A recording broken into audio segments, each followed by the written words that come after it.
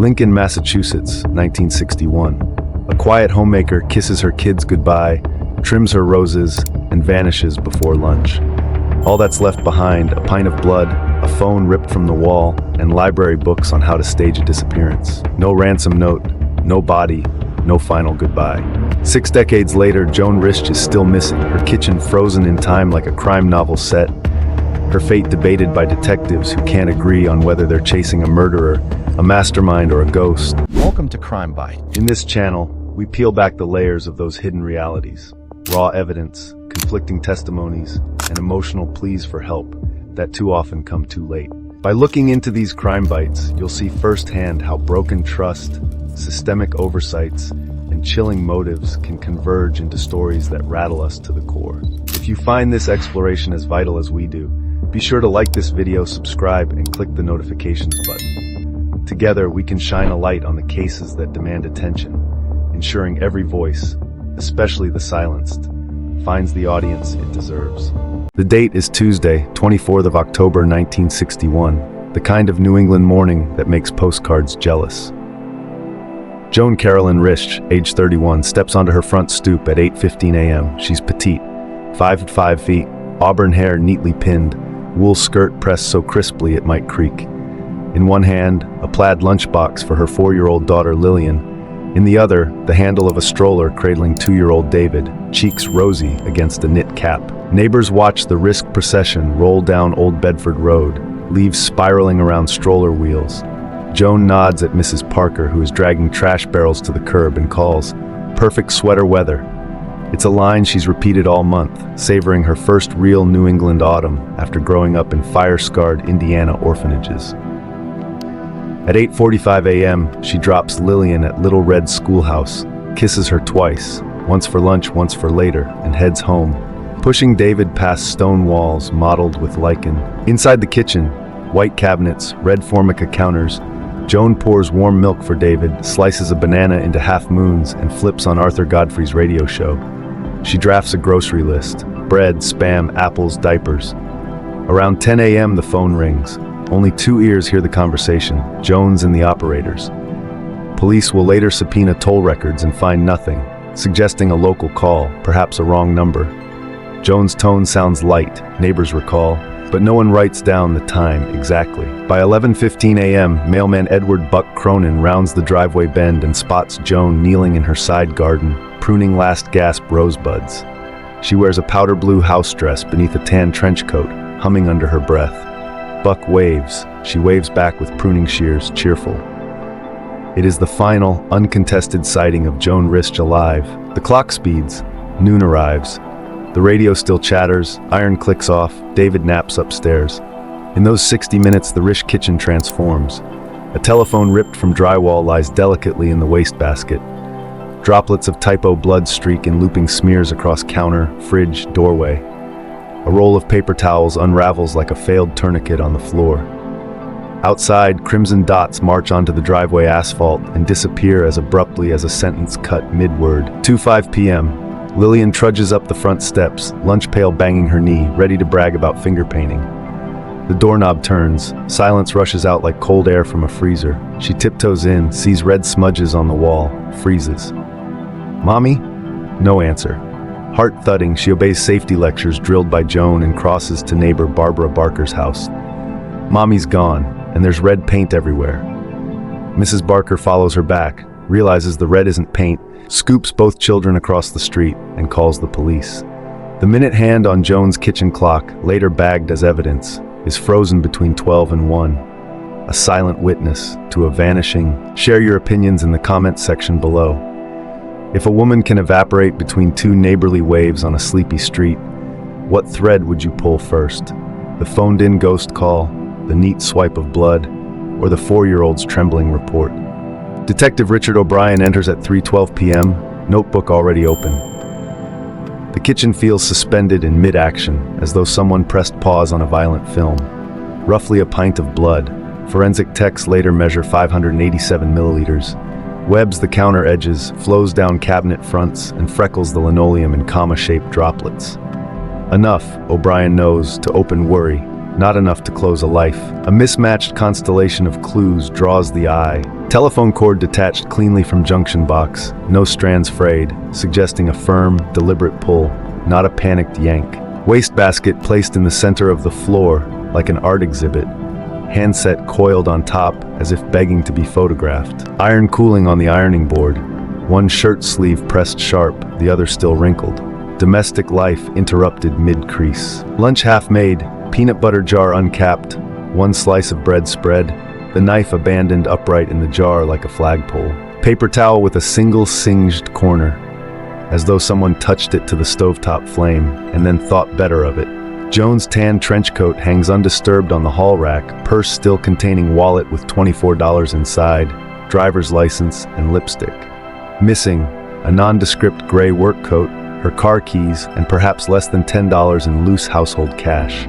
Her blue Ford Fairlane remains in the driveway, nosed carefully toward the garage. Bloodhounds trace the droplet trail down the driveway, across Old Bedford Road, and into a short gravel path leading to a partially excavated pit used by town crews for sand fill. There the scent stops cold. Investigators find a single set of adult footprints, bare or stockinged, stamped into the damp sand, but swirling autumn winds erase detail by dusk.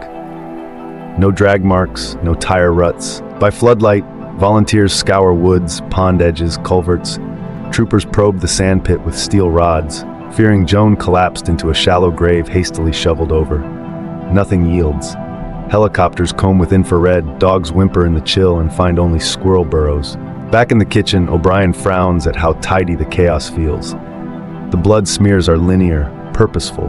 No cast-off spatter decorates ceiling or far cabinets. It's more brushstroke than fountain. Could Joan have staged injury, pressed a blood-soaked towel to walls, then walked out under her own power? But where would she go? Bare-legged in 40-degree air, children napping, grocery list half-written? Theories multiply. Botched abduction, self-inflicted misdirection, sudden amnesia episode, clandestine lover gone wrong. Each idea grabs one clue, fumbles the next. Officers note the absence of fingerprints that aren't Joan's, but 1961 protocols lack today's powder sensitivity. Blood typing stops at type O. DNA is science fiction. Detectives finish their initial sweep just after midnight. The Risch Colonial, still fragrant with that morning's breakfast toast, is sealed with police tape that flaps in a rising wind. A single porch light glows, illuminating fallen leaves stuck to drying crimson on the front walk. Leaves that were golden at sunrise, now dulled to brown. When a kitchen looks choreographed for fear, neat blood arcs, a phone posed like a prop. Do you hunt a criminal or an author? Don't forget to like, subscribe, and click the notifications button for more. Almost 2 hours after Joan Risch vanishes from her kitchen, Lincoln's quiet lanes start sprouting ghost stories. The first call hits the police switchboard at 2:53 p.m. Mrs. Harriet Wilson, hurrying home from a dentist appointment, says she passed a young woman, hatless and bare-legged, wobbling along the shoulder near the Bartlett Road fork. Harriet thinks the woman wore a 3/4 length coat, London fog style, maybe tan, and held something dark against her midsection with both hands.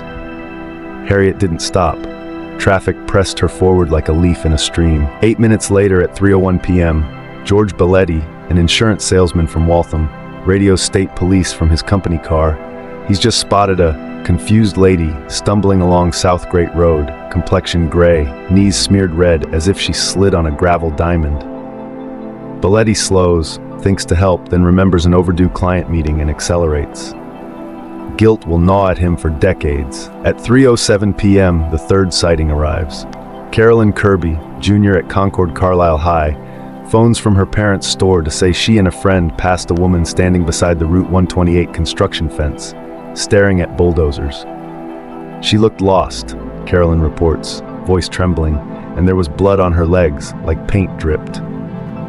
Teenagers assume maybe it's a Halloween prank, until the radio crackles with news of a missing mother. Detectives plot the sightings on a wall map and notice an unsettling vector.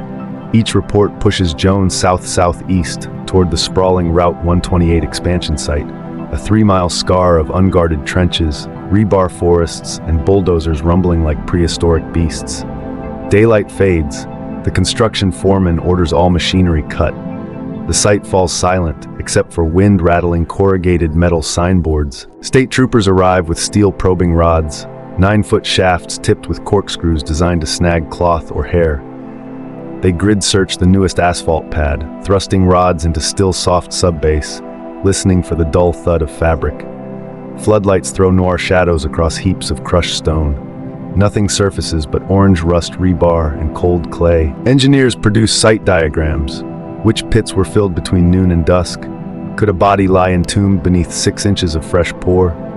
One subcontractor swears the last concrete truck left at 1 p.m. before the reported sightings. Another insists a quick top-up pour happened closer to 4. Paperwork is fuzzy, punch clock cards smeared with coffee. Every minute's uncertainty widens the possible burial ground by thousands of cubic yards. Local radio crackles with rumor. Some callers claim the stumbling woman had dark hair. Jones is auburn. Others swear she was blonde, muddying the profile.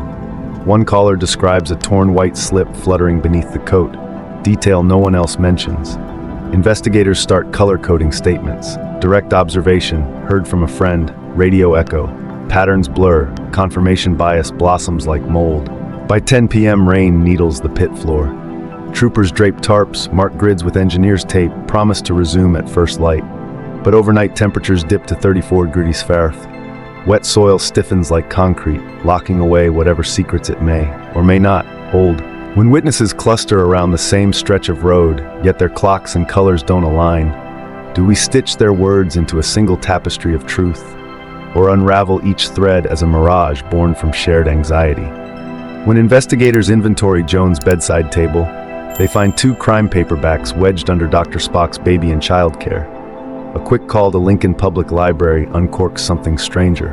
Over the previous 6 weeks, Joan borrowed 13 titles, all orbiting one grim solar system. False kidnappings, forged crime scenes, women who feigned death to dodge unhappy lives. Librarian Eleanor Barker, no relation to neighbor Barbara, recalls Joan lingering at the desk, asking whether bloodstains tell tales was more technical than sensational. Eleanor had assumed the young mother was simply another mystery buff trading Perry Mason chatter. Detectives sign out the same books. Inside the margins, they spot faint pencil ticks. Beside a passage describing a homemaker who smeared hog's blood around her kitchen to simulate a violent abduction, Joan placed a tiny checkmark. Dog-eared corners flag chapters on crucial errors that expose a hoax, particularly cautions about using too much blood. The Risch kitchen, remember, contained roughly 1 pint, neither negligible nor catastrophic. This reading habit dovetails uneasily with Joan's professional past. Before marriage, she worked as an assistant editor at Harcourt, Brace & World, specializing in true crime manuscripts. Colleagues later tell reporters she possessed an editor's addiction to detail, cross-checking page proofs against court transcripts at 2 a.m. She once joked that if she ever wrote fiction, she'd hide clues like thumbtacks on a carpet, invisible until you step exactly there. Detectives float the elopement theory. Joan researches disappearances, choreographs a low-volume blood tableau, her menstrual cycle, or a self-inflicted finger cut could supply the sample, dons an inconspicuous gray coat, and walks away to reinvent herself, perhaps fueled by trauma from her parents' fiery deaths years earlier. The theory tastes too literary to ignore. Police brief reporters off record, and by week's end, headlines scream, "Mother acted out true crime plot." Yet every narrative collides with Joan's devotion to her children. Martin Risch, exhausted after a day of interrogation and a night fielding reporter calls, shakes his head at the pile of lurid paperbacks. "She read biographies of presidents, too," he snaps. "Shall we expect her to rise from the grave and sign bills into law?" He details Joan's routines, warm milk, lullabies sung in French, and insists no woman plotting a vanish would leave a toddler napping unattended beside a hot iron. Family friends weigh in. Joan joined the library's Winter Reading Challenge, exchanging genre recommendations with other moms. Borrowing a cluster of disappearance books could be coincidence. True crime, after all, enjoyed a 1960s renaissance on newsstands. Was Joan simply staying culturally current? Detective O'Brien pins the checkout list to his evidence board with a yellow thumbtack. Probative, not conclusive. Still, late at night, he can't stop picturing the quiet editor leafing through case studies, cataloging methods, maybe imagining escape routes between stirring oatmeal and folding cloth diapers. When a person's private reading foreshadows their public fate, is the library card a confession or a coincidence that lures investigators down a literary rabbit hole? Don't forget to like, subscribe, and click notifications button for more. Digging backwards, reporters uncover Joan's painful past. At age 9, her parents died in a suspicious house fire later deemed arson. Foster care, name changes, and an adoption followed. Trauma experts suggest dormant fears could reignite decades later, prompting flight from suburban monotony. Friends, however, paint Joan as content. Girl Scout volunteer, PTA note-taker, dinner party conversationalist. Could unresolved childhood chaos drive a sudden need for reinvention? Or does the fiery origin merely color an unrelated mystery? Share your opinions in the comments section below. When a person shaped by loss disappears, do you see a pattern? Or risk forcing tragedy into convenient symmetry? In 1961, crime scene tech is crude, but decades later, cold case experts digitally model splatter patterns from archived photos. Conclusions: blood likely dripped, not sprayed, consistent with a nosebleed or shallow stab, not blunt force slaughter. The trail shows moments of pausing, as if the injured leaned against walls. Analysts note small wiped areas, suggesting deliberate cleanup. No bloody footprints appear, only a single barefoot smear near the doorway, size estimates aligning with Joan's shoe size. It looks as if she left under her own power. But why abandon her children, risk infection, and vanish outside in cool autumn air? If physics says the victim walked out alive, can intuition overrule the math? Don't forget to like, subscribe, and click notifications button for more. Phone records reveal one call placed from the Risch house at 2:30 p.m., a request for directory assistance. Operators remember only silence after the initial query. Did Joan try to dial a hospital, faint, and drop the handset? Or was someone staging confusion? The ripped wall phone placed on trash suggests someone wanted the device noticed, broken, yet intact enough to shout, "Look here." Engineers test similar chords. A deliberate yank leaves curved tears, panic jerk leaves jagged plastic. Photographs show neat separation. Intention, again, over accident. When every clue looks intentionally framed, do you chase the artist or search for missing pieces beyond the canvas? In 2006, Lincoln police send preserved blood scrapings for mitochondrial DNA analysis. Result: 100% match to Lillian Risch's maternal line. No unknown assailant's blood present.